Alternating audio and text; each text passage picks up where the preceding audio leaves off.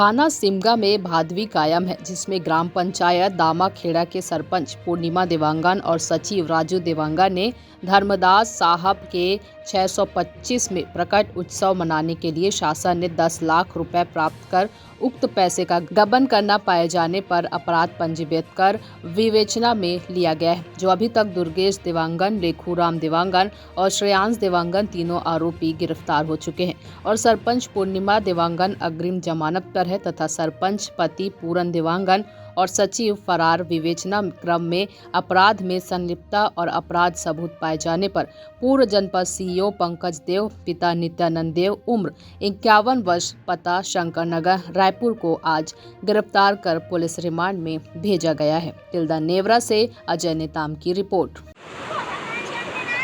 थाना सिमगा अंतर्गत दामाखेड़ा में जो कबीर आश्रम है, उसके 625वें प्राकट्य दिवस के अवसर पर संस्कृति विभाग से जो 10 लाख रुपए आवंटित हुए थे,